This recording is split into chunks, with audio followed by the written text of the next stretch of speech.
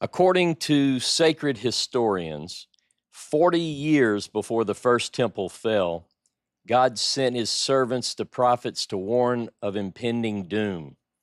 Religious and political leaders were told that the temple would fall. These warnings were ignored. And as for the prophets, some were mocked, some were beaten, some were imprisoned, and some were even killed. But their words came to pass. The temple did indeed fall. Also, according to sacred historians, the same pattern played out for the Second Temple period. Our sources, the Talmud, Josephus, and the Christian New Testament all come together and confirm that there's an uncanny repetition of events, leaving the second of two houses of the holy in ruin. I'm Ross Nichols for HOREB Institute, and this is Sunday School.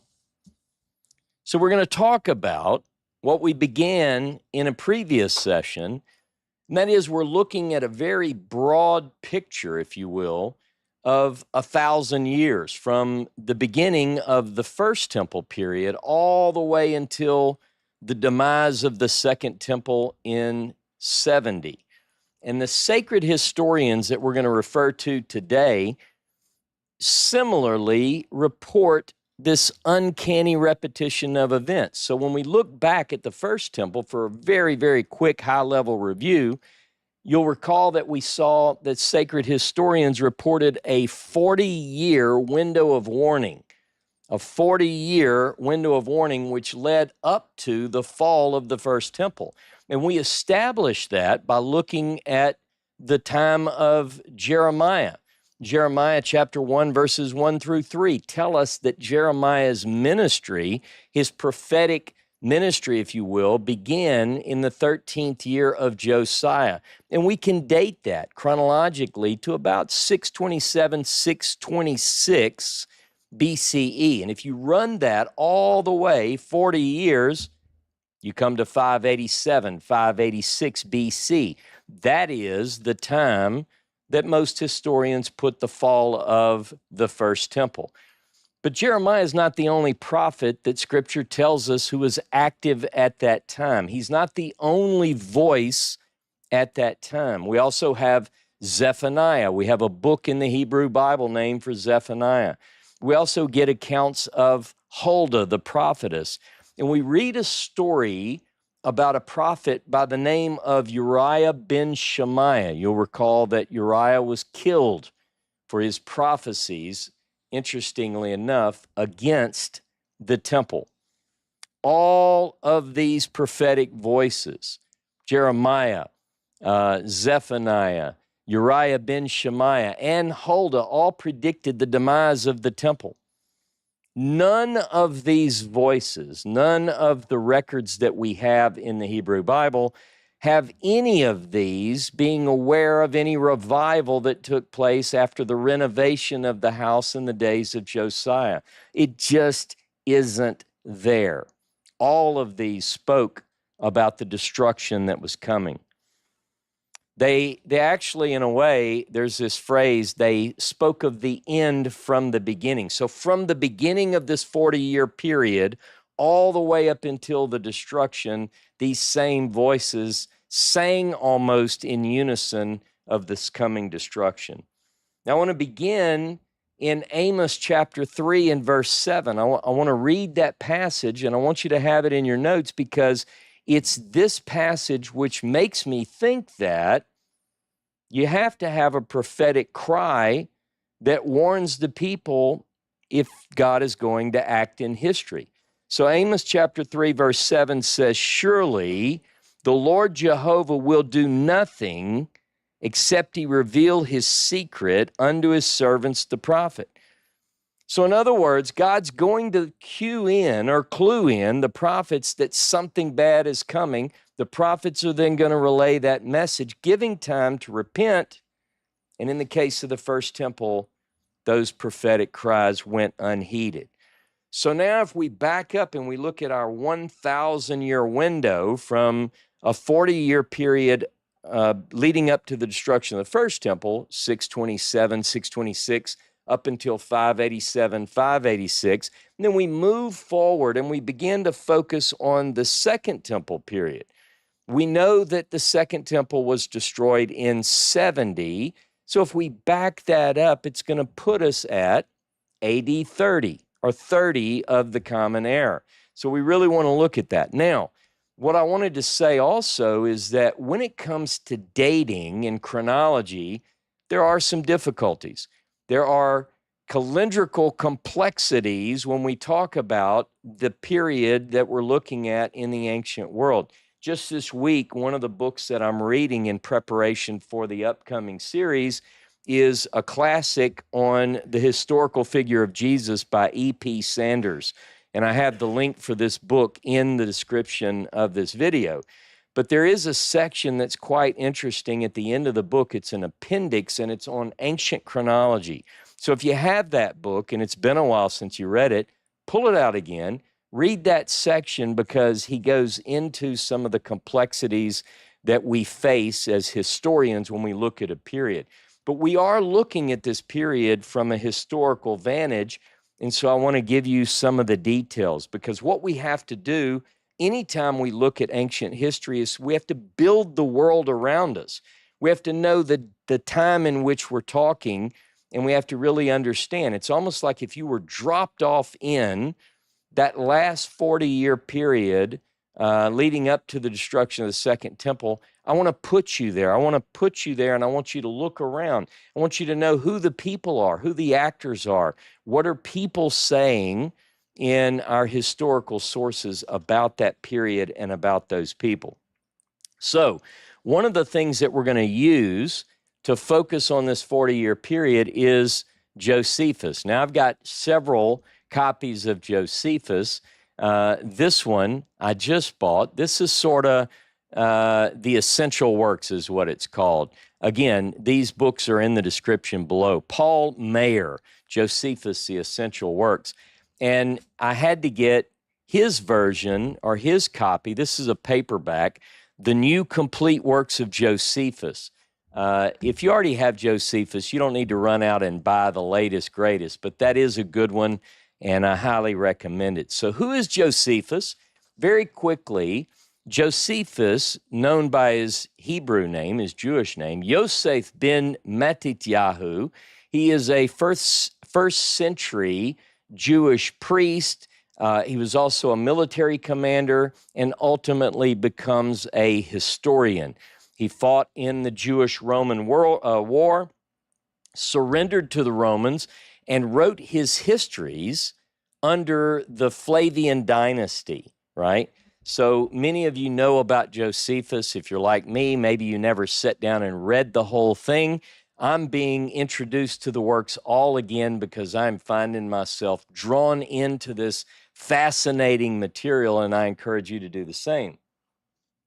Now, we're also, by the way, if you want to get a kind of a ballpark date, Josephus, in his complete works, you get the war, you get antiquities, which is where most of our focus is going to be. The Jewish war is dated, the composition of the Jewish war is dated to about 75 to 79 of the Common Era, or AD 75 to 79.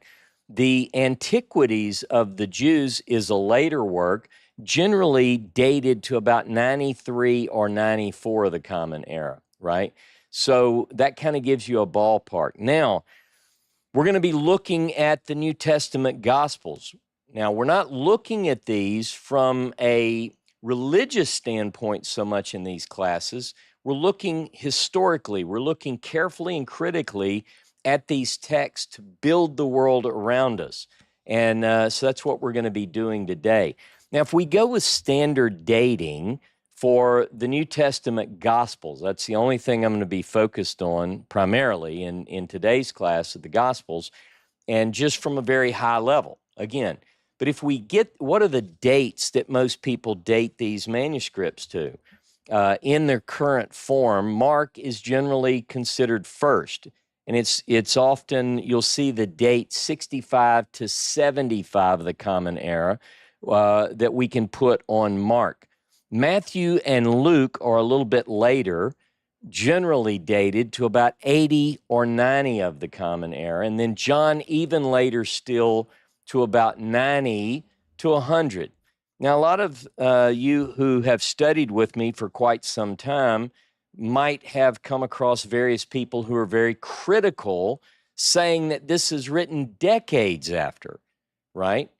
But I want to remind you that our earliest Hebrew Bibles date much, much, much later than even this in terms of time from the events, even if you look at the Dead Sea Scrolls, right? So let's be careful with that. That's not very long removed from the events that they're described. Now, we are going to show forth evidence as we work through our study that there are certain things which come in later. There are layers, and we'll be able to see those quite plainly. Now, we're also going to look at references from the Talmud. Now, when I talk about the Talmud, we have two different versions of the Talmud.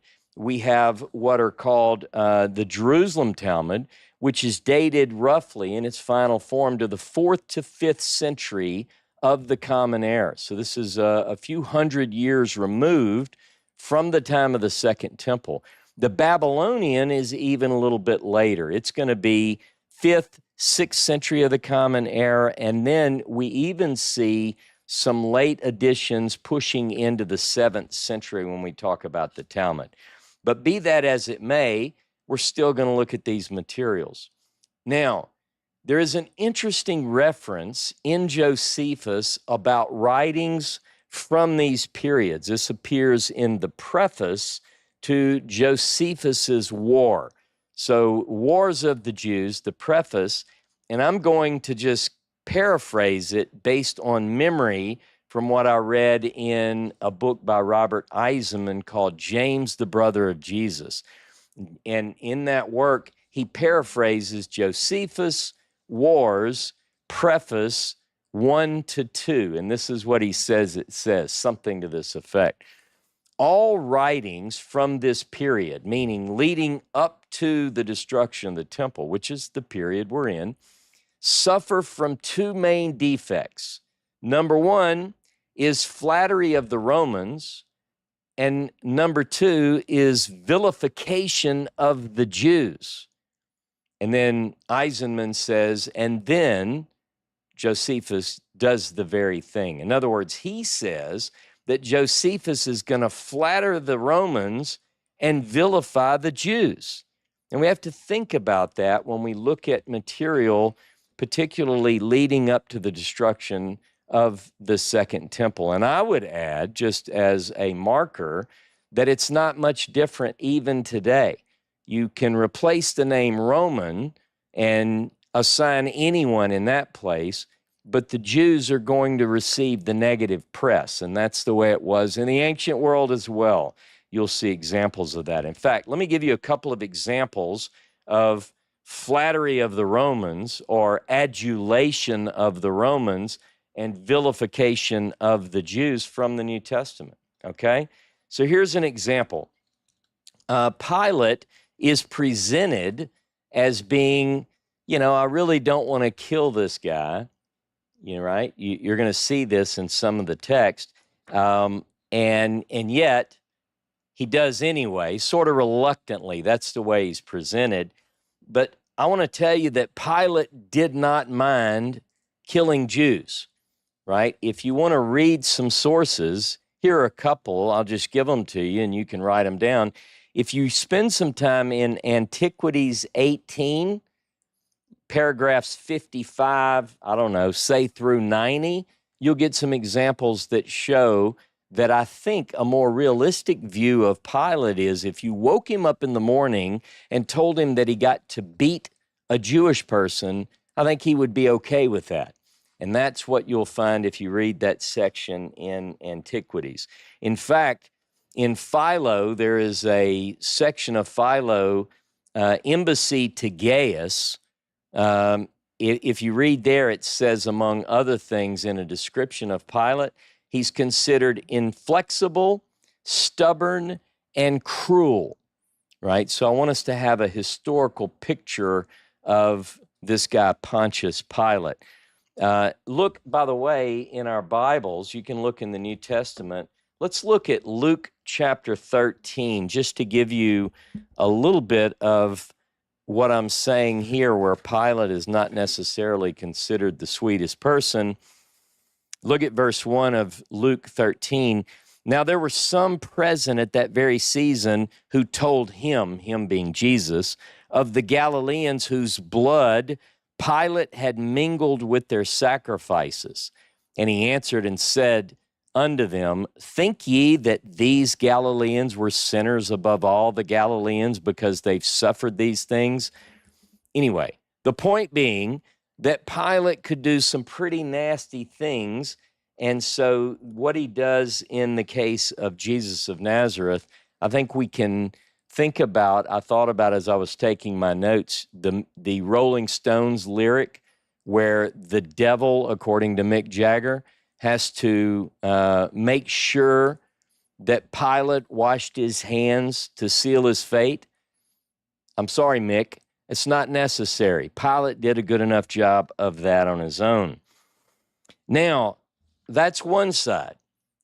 Sometimes in the Gospels, we get this idea that Pilate really doesn't want to hurt Jesus. It's really the Jewish guys that are pushing him to condemn Jesus of Nazareth or Yeshua to death. Now, there's the other side of that coin, and that is that all the Jews are guilty. Right? This is something we have to be careful of when we enter into material from this period, according to Josephus's warning. So, example, if we look at Matthew chapter 27 and verse 25, all the people, Matthew 27:25, answered and said, his blood be on us and all our children. Right? All the people said this like in unison, his blood be on us. See, that's an exaggeration. And I think it has caused untold harm to Jewish people throughout the ages whenever a person accepts that at face value. Certainly there were those in the crowd who were saying that. We're going to talk about that. We're going to have to face that. But to say that I think people read that very literally. They come away with a very biased view, and it's going to be that Pilate's not that bad, and, these Jews are really the bad ones. These are the kind of things that we have to watch for when we go into historical texts from this period. Our investigation into this 40-year period is very important, and we're going to be looking for a 40-year window of warning leading up from 40 years before up until the destruction of the Second Temple. I'm going to begin in the Talmud. Now, one of the things that I want you to know is that in the Talmud, you can go to Sepharia.org. Sepharia.org. Write this down. It not only has the Talmud and the Mishnah and other very important Jewish literature available, you can search it online, but it's also got the Bible, the Hebrew Bible, so it's a fantastic site. I want you to have that in your notes for this particular series. Now, several references in Jewish literature put us in the period of our investigation. That is 40 years before the destruction of the temple. I want to know, even though the Talmud is quite late in its final composition, I want to know what are those things that the Talmud records that are going on in this period 40 years before the destruction of the Second Temple. That's important because it puts us where our investigation begins. Now, it's interesting that this phrase, 40 years before the temple was destroyed, occurs in a few passages in the Talmud. I want to go, first of all, to Shabbat 15a and Shabbat 41a, and we're going to talk about some of the things that the Talmud records are going on at this period. Here's one. It says I'm going to paraphrase, but if you look these up, go to Sepharia.org later and you can look these up. It says that the Sanhedrin, the court, the high court, was exiled from what is called the chamber or hall of hewn stones. It says 40 years before the temple was destroyed, this body, this legal body, the Sanhedrin, was exiled and put into the shops. Now, this requires some digging into that are beyond the scope of this class. We'll get into it in another class. But I want you to know that the Sanhedrin is moved from the temple compound proper. They're exiled, it says, and they're moved into the shops. Like it's a downgrade, I assure you. Now, what also happens when they're exiled from the temple compound, they lose the power to try capital cases. And that's what Shabbat 41a says. From the time the Sanhedrin was exiled from its place, capital cases ceased, meaning that court didn't have the power to condemn to death. Now, that's interesting. Now, I want you to look with me now at a gospel text which confirms that very thing. So what we're always looking for here is corroboration between our sources to build the world around us. So if we look at, for instance, John chapter 18 in the Gospels, John 18 and verse 31 says the following. Pilate therefore said unto them, take him being Jesus, yourselves, take him yourselves and judge him according to your law. The Jews said unto him, it is not lawful for us to put any man to death. Right? So that is a corroboration. In other words, according to John chapter 18, verse 31, the Jewish Sanhedrin can't condemn a person to death. Now, there's a lot more to the story. We can look at Josephus, War, Book 2, and then 117. Josephus War 2, 117, but we're not going to look at that right now. But there it talks about in the time of Coponius, which is around AD, AD 6, he comes in as a procurator, and with him brings the fact that Rome has the power over death. But I want us to keep focused on these Talmudic references, because according to the Talmud, they lose the power to condemn in capital cases 40 years before the destruction of the temple. Now, we're going to have to look at that in another class in any real depth. But there are other things that took place, according to the Talmud, 40 years before the destruction of the temple. In Yoma 39b, what it says, it's describing the Yom Kippur ceremony on Yom HaKippurim. The high priest would reach in and draw out, there are two lots. One of these lots, because it represents a sacrifice, you can find this in Leviticus chapter 16 in the Bible, but you have two goats. One goat is to be killed. That goat is Adonai, or to Yod-Heh-Vav-Heh, to Jehovah. The other goat is known as the scapegoat, La'azazel. Now, the way that this ceremony takes place, we're not going to break that down very deeply, but I will say that according to the Talmud in Yoma 39b, the lot for Jehovah in the Yom Kippur ceremony did not come up in the right hand for 40 years in a row. Now, I want somebody who's better at math than I am. Everyone who knows me knows that I'm horrible at math. But what are the odds? You got a 50-50. And evidently, when the lot came up for Jehovah, Adonai, in the right hand, that was considered a good sign. But 40 years before the destruction of the temple, every time, right hand is Azazel, Azazel, Azazel. 40 years in a row, right? Do the math. Now, they considered this to be a bad omen. Now, something else happened, and it's also described in Yoma 39b. Part of the ceremony, according to what we read in the Talmud, is that a red ribbon, a crimson ribbon, was tied around the horn of the scapegoat. And according to tradition, this red scarlet ribbon would turn white. That was taken to be a sign that their sins were forgiven. Now, 40 years before the destruction of the temple, that red crimson ribbon never turned white again. It's what the Talmud says. You can believe it or not, but it's written, it's recorded, it's interesting, and it relates to our period. By the way, this is also found, the same reference is found in Rosh Hashanah 31b.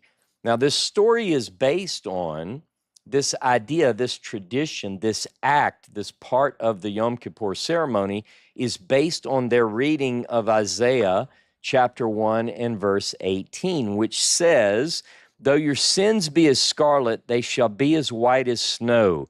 Though they be red like crimson, they shall be as wool." Now, you can imagine, if the tradition is true, and the tradition was that the red ribbon was tied around the horn of the scapegoat, and the scapegoat is to be led off into the wilderness, La Azazel, to Azazel, which is a whole nother idea. We'll talk about that later. But imagine if that ribbon didn't turn white and it was looked at as a bad sign. And imagine if that goat with the red ribbon saying, "Your sins are not forgiven," comes back into town. That would be a little bit disturbing, scaring the kids, right? Well, what they had to do as a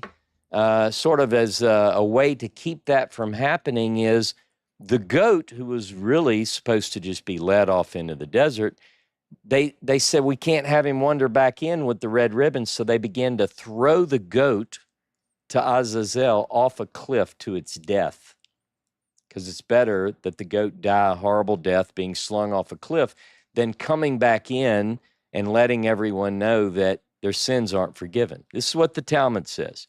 Here's something else that, according to the Talmud, happened, and it says that the Western lamp, now there's debate on the orientation of the Western lamp, but based on this text, I would suggest that the menorah in the temple was arranged against the north wall. So the western lamp is closest to the Holy of Holies.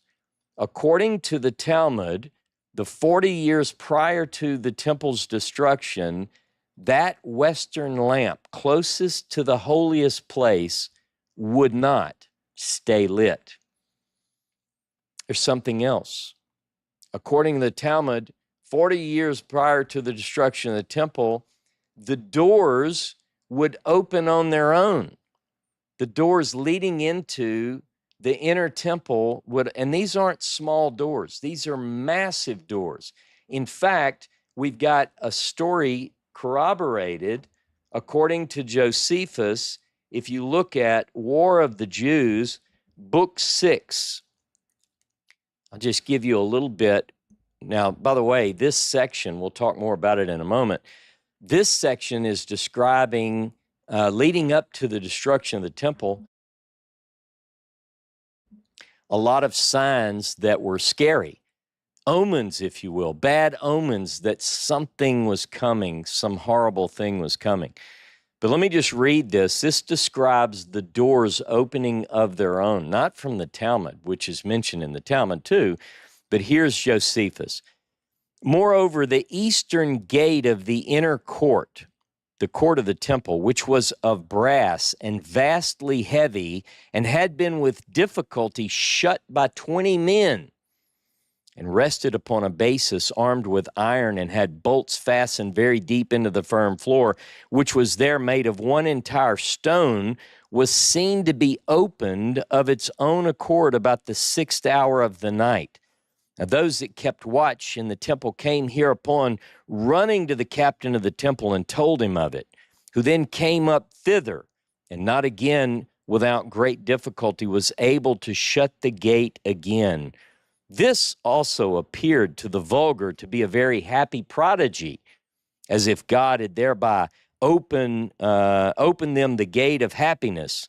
But the men of learning understood it, that the security of their holy house was dissolved of its own accord, and that the gate was opened for the advantage of their enemies.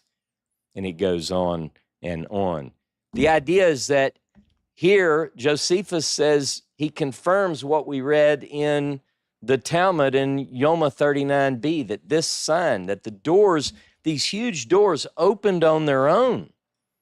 Some thought it was a good sign, but those who really knew said, no, this isn't good. These big doors are opening up for our enemies. In fact, in Yoma 39b, in Rosh Hashanah 31b, and in Zechariah 11, all of these are connected.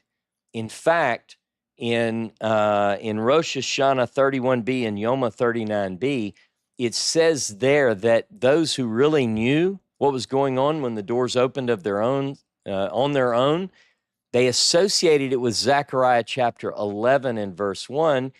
Look that up, which says, "Open thy doors, O Lebanon, that the fire may devour thy cedars."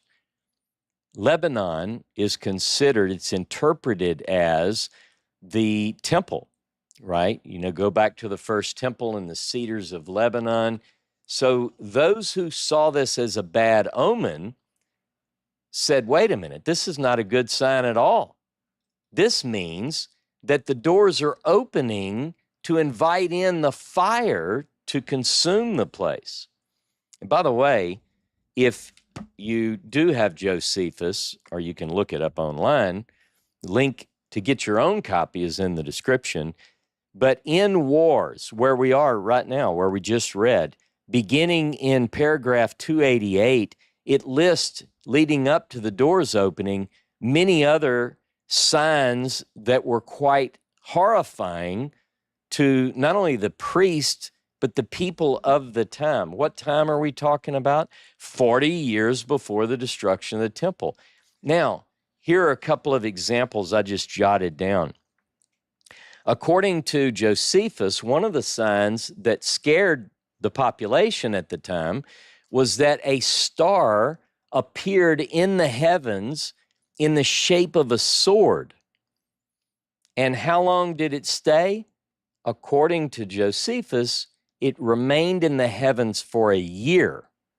Is this some kind of comet? I don't know, but this is what it says. Now, another miracle that took place, a bad omen, was that there appeared for a half an hour once this brilliant light in the middle of the night that lit up the area in the temple courts for over half an hour. You can imagine, it's just this brilliant light in the middle of darkness. And then there's another one that I thought was kind of strange, and who knows? I mean, it doesn't make sense from a scientific standpoint, but a red heifer, I guess, on the way to be sacrificed, it said gave birth to a lamb.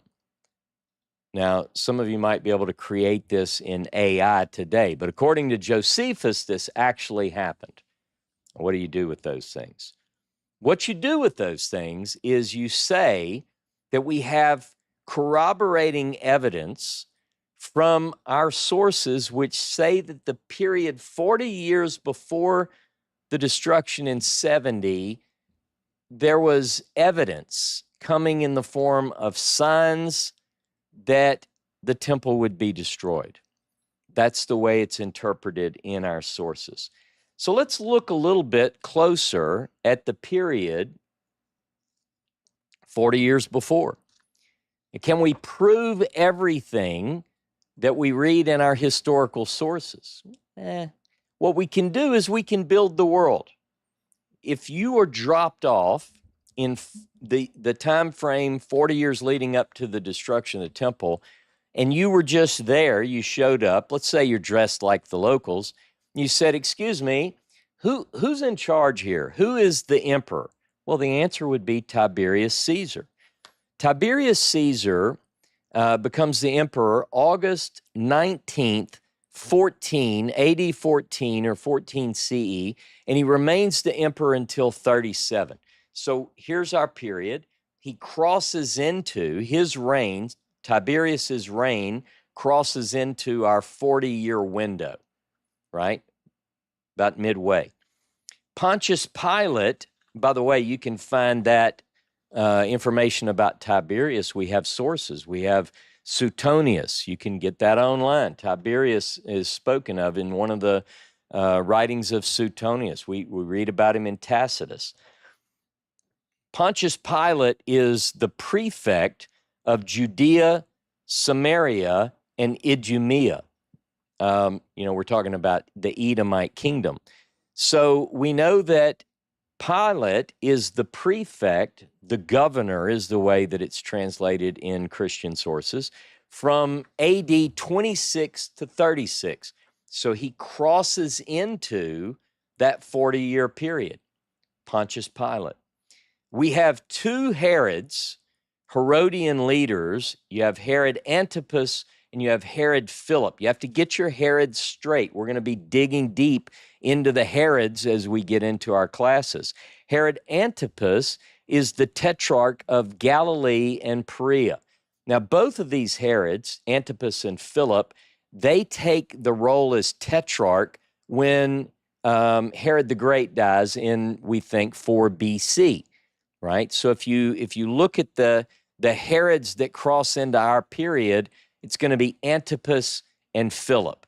Antipas is going to rule until 39 AD, and Philip is going to be reigning until 33 or 34. But both of these Herods cross into our 40-year period of interest and investigation. Who's the high priest? You're there in this period, you're looking around, they go, well, my goodness, it's obvious. The high priest is Caiaphas, but we also have Annas. Annas is still very influential. Annas is the high priest on the books from 6 to 15 CE. But he's still very influential, as you'll see when we get into more of our study. But technically, on the books, Joseph Caiaphas is the high priest from about AD 18 until 36, roughly. Now, I want to jump into a little bit of the Gospels because I want to cover two main Gospel texts which anchor us to this period 40 years leading up to the destruction of the temple. We're not bringing in at this point references to Herod the Great in birth narratives. We're not starting there. We're actually going to jump into a time a little bit later because we're focused on a 40-year window.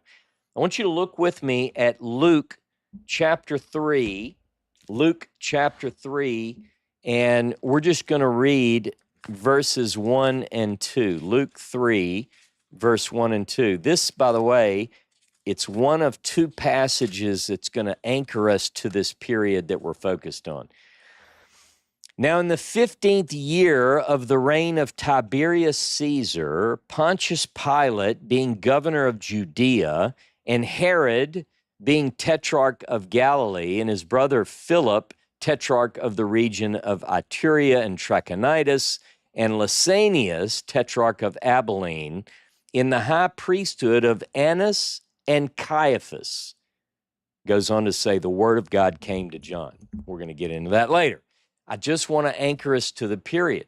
So you notice, again, that we've got the players that I just introduced us to. We have Tiberius. Now, we know something quite specific about the time that this text is wanting us to be in because it says the 15th year of Tiberius. Now, I know this is a lot of detail. You write this down and think about it. You look it up. If it's the 15th year of Tiberius and his reign begins, we know he becomes emperor, not only the month and the year, we know the date. It equates to our August the 19th. August 19th in the year 14, that puts us in 29. Now, 29 AD is right on the lip. It's right on the doorstep of our 40-year period, because 40 years leading up to the destruction in 70 is 30, right? So this is right on the edge. And how accurate can we be? Give or take a little bit, right? So Pilate, remember, Pilate is from 26 to 36. So if it's the 15th year of Tiberius, we're in 29. That also confirms. It's another check mark. You go, yeah, okay. Well, Pontius Pilate would be the prefect. He would be the governor of Judea. And it also mentions the other people that we know. We know Herod Antipas and Herod Philip. It gives us someone that I didn't cover, and that is Lysanias, the tetrarch of Abilene. And according to historical sources, he's in that position from 25 to 30. So everything that we're looking at triangulates to this is the time that we want to dig into. Now I want to look at another gospel text. This is the second of two gospel texts that I want to use to anchor us to this period. And this one is found in the Gospel of John. Go with me to John chapter 2, verse 20. John chapter 2 and verse 20 says the following. The Jews therefore said, I'm purposely leaving out context here, trust me. The Jews therefore said, 46 years was this temple in building, and wilt thou raise it up in 3 days? 46 years. This is an interesting historical point. 46 years. What we do know is that according to Josephus, in Book 15 of Antiquities, paragraph 380, it tells us that Herod began the building in the 18th year of his reign. Now that puts us, this text in John is telling us this building of the temple has been ongoing for 46 years. If the temple begins in the 18th year of his reign, which is around 19 BC, that puts us pushing 27, right? 26, 27 AD. So again, we're coming up on the event in John chapter 2 at the beginning of the ministry of Jesus and John is right on the outside lip of this 40-year period, which leads up to the destruction of the second temple. So let's say it's AD 26, 27. You see where we're at, right? Now, let me make a comment about the chronology of the book of John versus the chronology that we find in the synoptic gospels. If I look at the broader context of John chapter 2, this records a cleansing of the temple, if I can call it that, because that's the popular term that we find. The cleansing of the temple that we find here in John chapter 2, early in the ministry, appears elsewhere in the chronology if we're looking at the synoptics. So, for instance, this is just for your notes. Matthew 21, verses 12 and 13, Mark 11, verse 15 through 18, Luke 19, verse 45 and 46. In the synoptics leading up to the Passion, as it's called, that's where the cleansing of the temple takes place there. In John, it has it earlier. Now, a lot of the critics, those who want to point out and say, oh, look, the Gospels are all messed up, that John has it here, the synoptics have it there, I would say take a deep breath and hold that criticism, because we're going to peel this apart in the coming classes. Let me just say that I would highly recommend, it's very hard to get, but I will put a link to a PDF of Eileen Gilding. I happen to have a copy. Eileen Gilding, the book is called The Fourth Gospel and Jewish Worship. a study of the relation of St. John's Gospel to the ancient Jewish lectionary system. Well, that's a mouthful for a title, but let me tell you what she sets out to show. In this work, Eileen Gilding sets out to say the following. John doesn't care about the chronology according to the way that it's recorded in the synoptics. What John is doing, according to her, is that John is concerned with lectionary time. In the time of Jesus, and we know this from the Talmud and the Mishnah, that the Torah, the 5 books of Moses, were read not in a year, as is commonly the case now, but in the ancient world, it was read in 3 years according to a triennial cycle of reading, meaning they went through 3 years of a Torah cycle. That means you start at one point, and it takes you 3 years to go from Genesis 1 through the end of Deuteronomy. Now, I find that interesting. If you follow her theory, her hypothesis forward, and others have built on this, there are, according to John, 3 Passovers listed here in John chapter 2, verse 13, in John chapter 6 and verse 4, and in John chapter 11 and verse 55. What does that have to do with anything? It's suggesting that according to the author of John, Jesus is acting out the Torah over a period of a 3-year ministry. Now, I know that there are teachers out there who say, well, we've got issues with John chapter 6, and the ministry of Jesus only lasted 1 year, and there are all these arguments and counter-arguments. Again, that's chronology. That's the complexity of chronology. We're going to talk about that, though. Did the ministry of Jesus last 1 year? Did it last 3 years? Was it, So we'll look at more on the chronology there. Now, but here's my main point.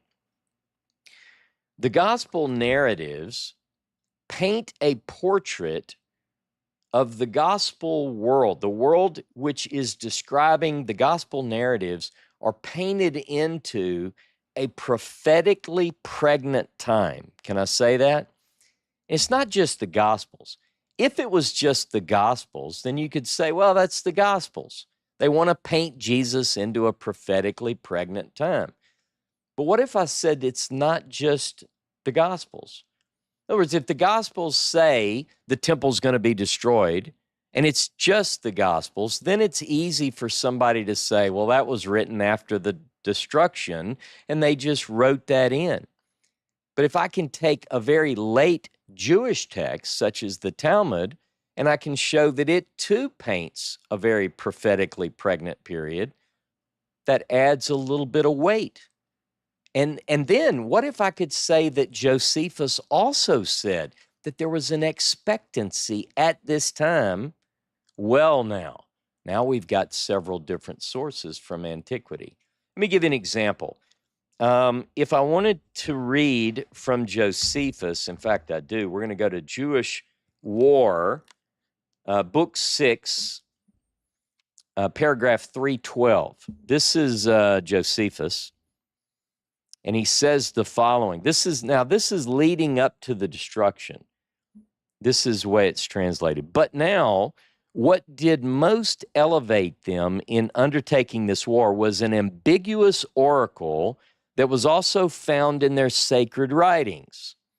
How, quote, about that time, one from their country should become governor of the habitable earth. Now, let me talk about that for just a minute.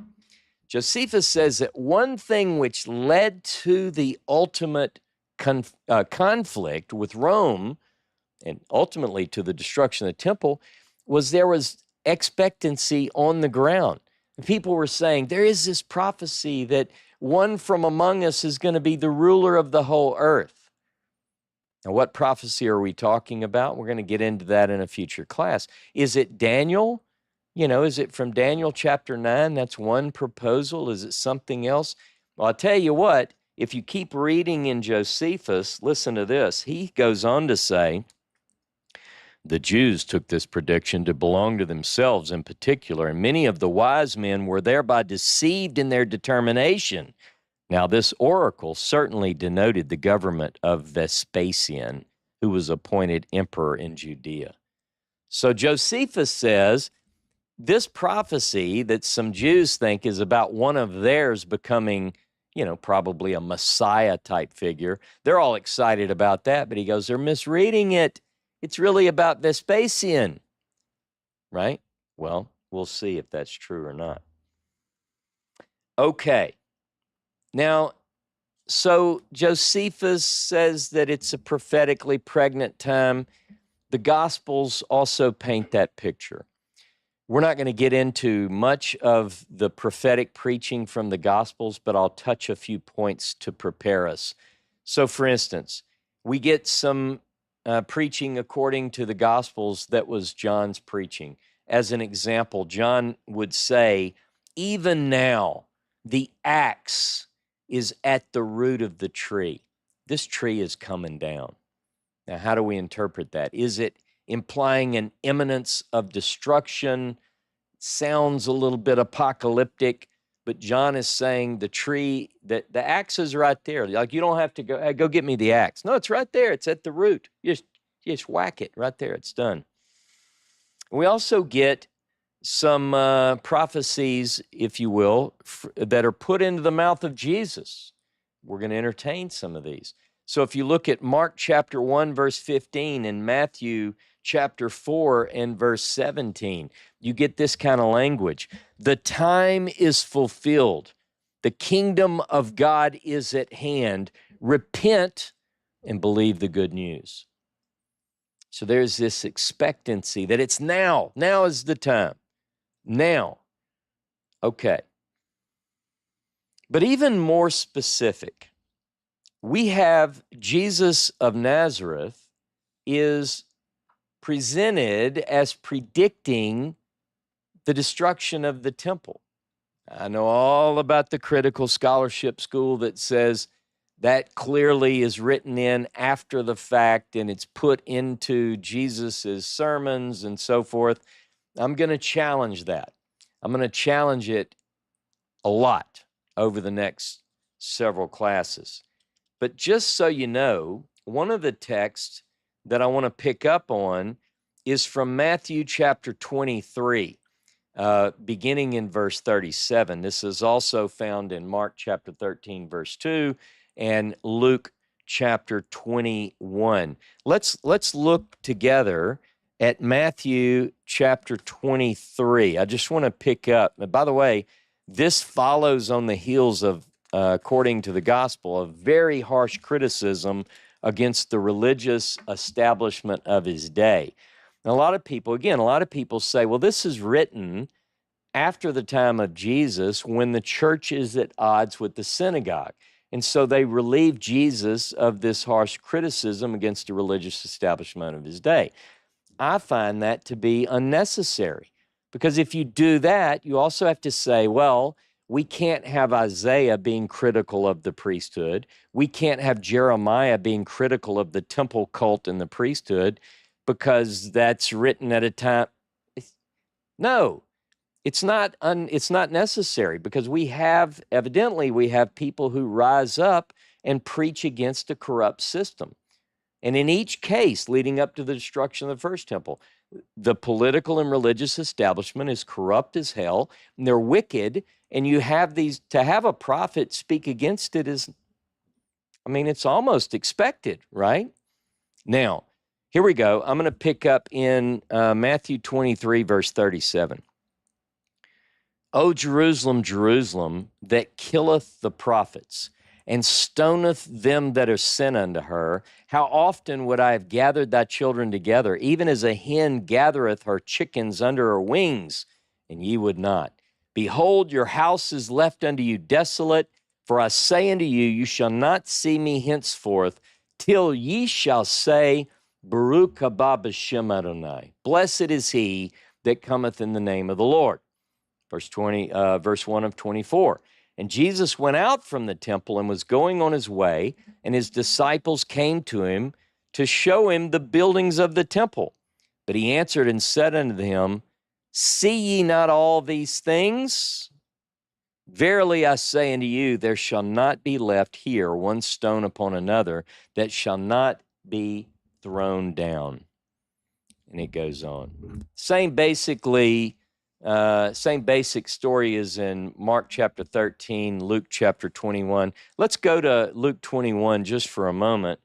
In Luke 21, it says, it gives the same prediction there. It's a synoptic reading. But I want to look at verse 20 of Luke 21. Luke 21 and verse 20 says the following.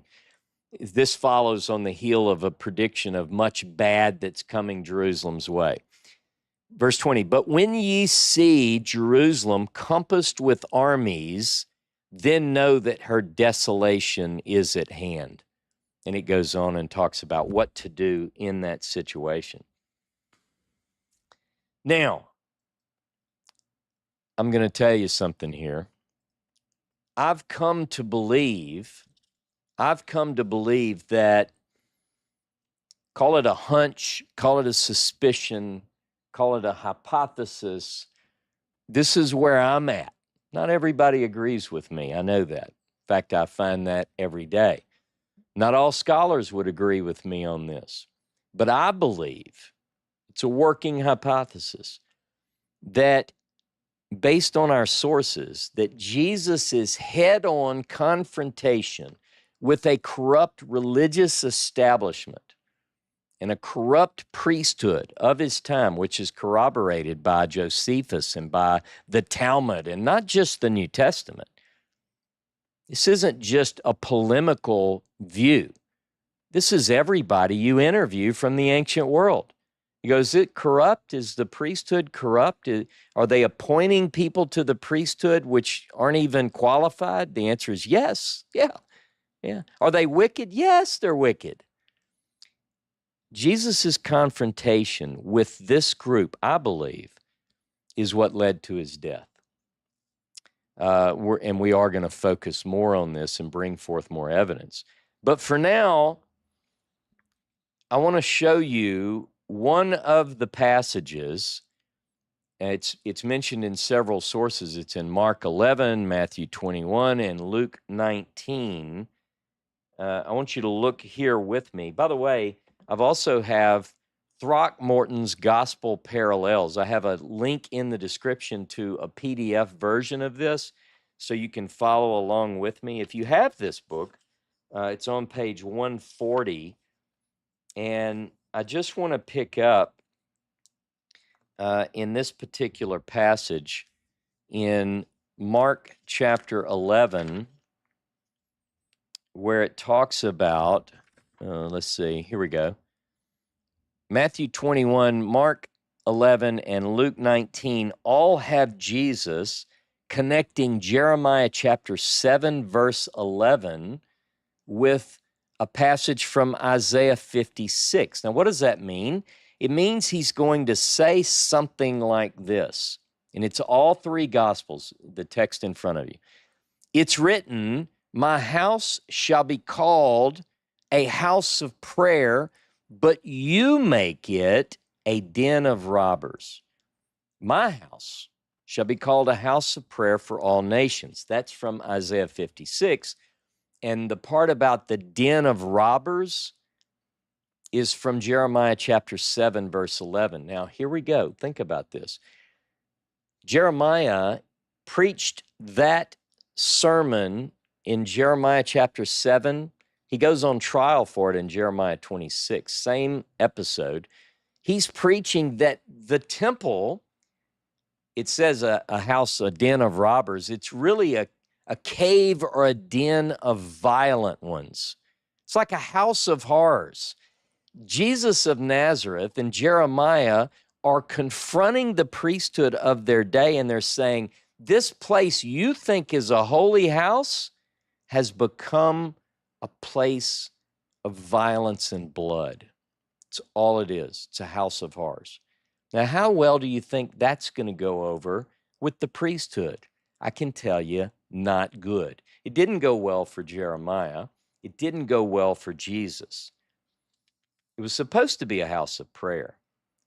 And then the trial takes place. Now, the trial of Jeremiah, they wanted to kill him. Remember, read it, Jeremiah 26, refresh in your mind. They wanted to kill him. Someone stepped in and saved him, and they didn't kill Jeremiah because he preached against the temple.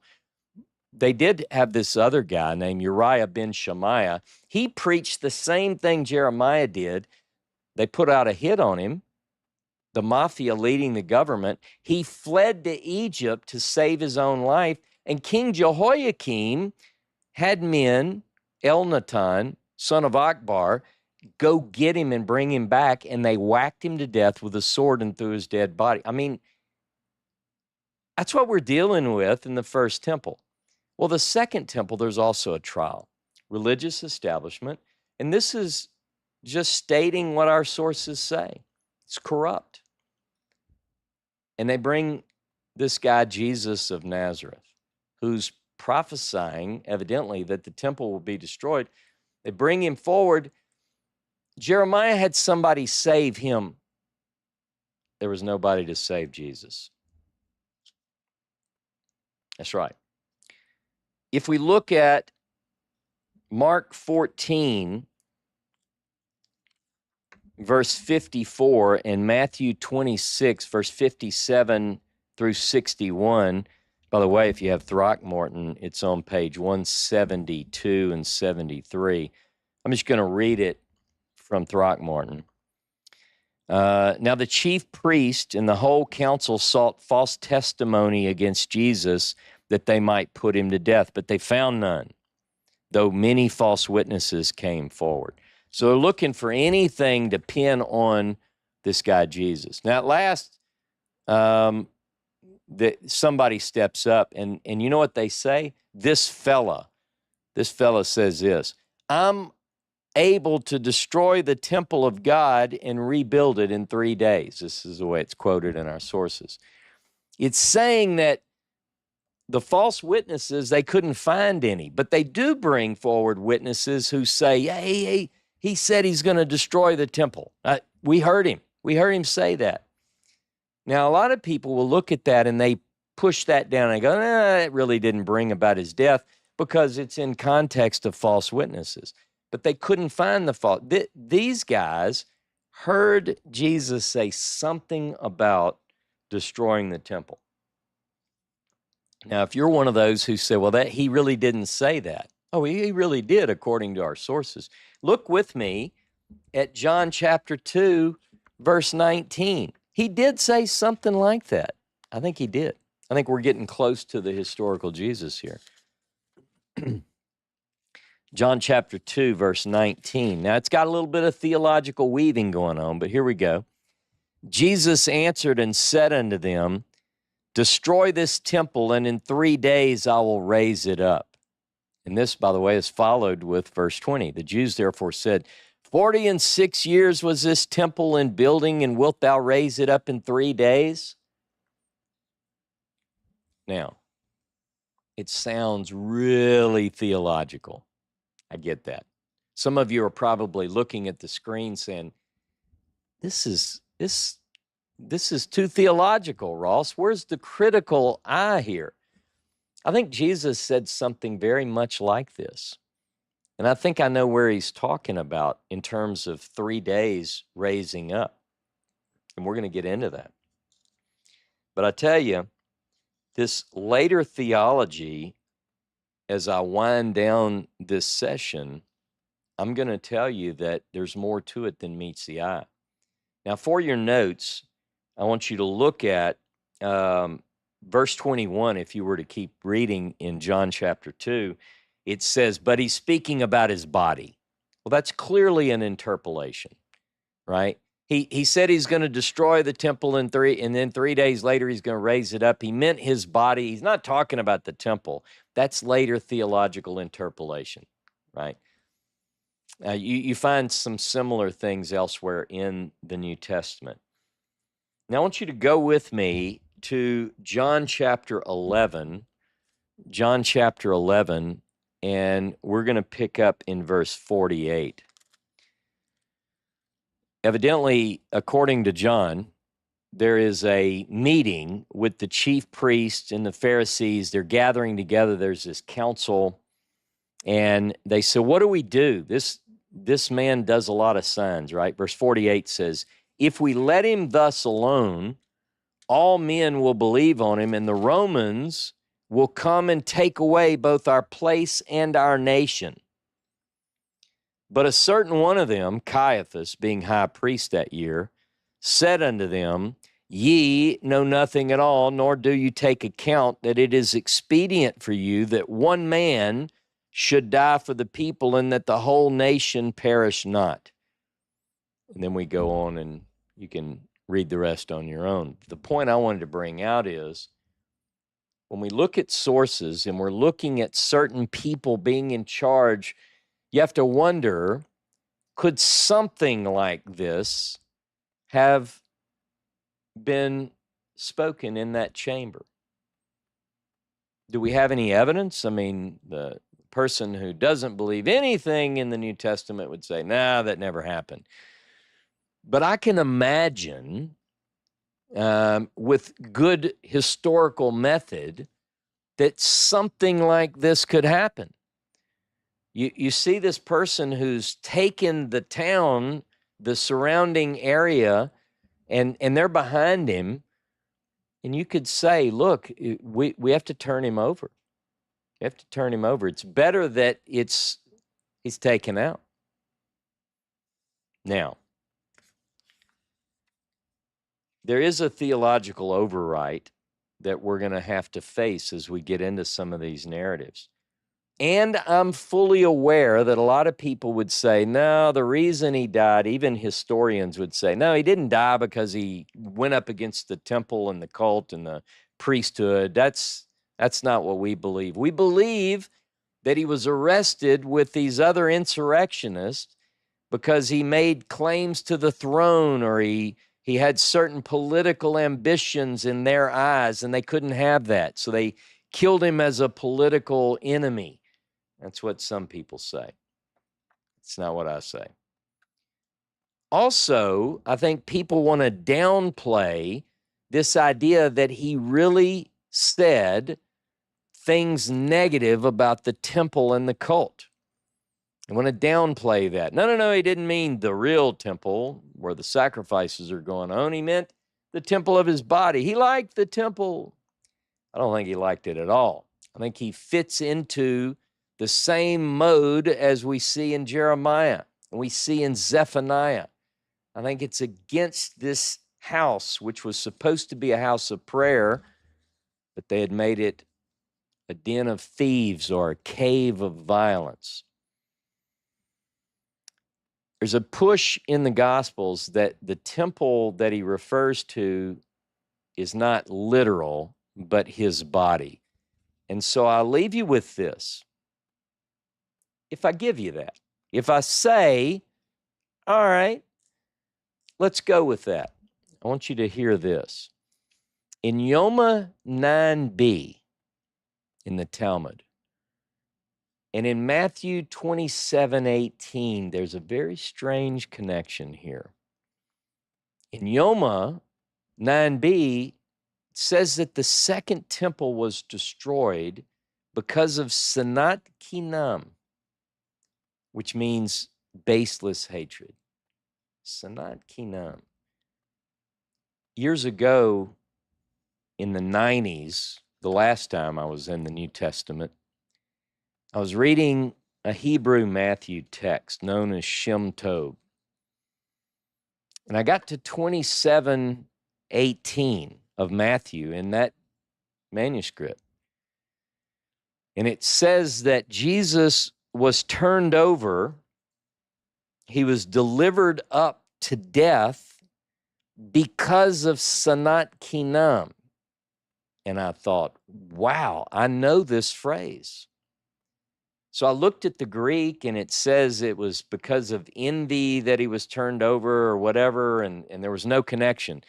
But I kept thinking at that time, I said, wait a minute, this is using the term, and there's this idea that Jesus later becomes, talking about his body and the temple, and maybe there's a connection there. So I said, but This is Shem Tov. Let me look at, are there other Hebrew gospel texts? So I looked at a gospel text in Hebrew called Du Tile Hebrew Matthew. And there it says the same thing in the Hebrew. Jesus is delivered up for Sanat Kinam, for baseless hatred. I find it strange.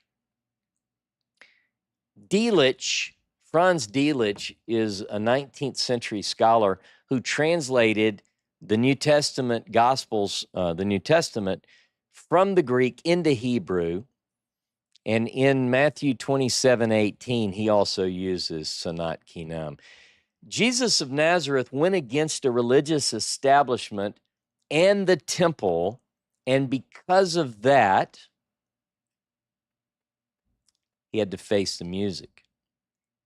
And just like when the first temple was opposed, that was not received well, neither was it in the time of Jesus. And because of baseless hatred, Jesus of Nazareth was killed.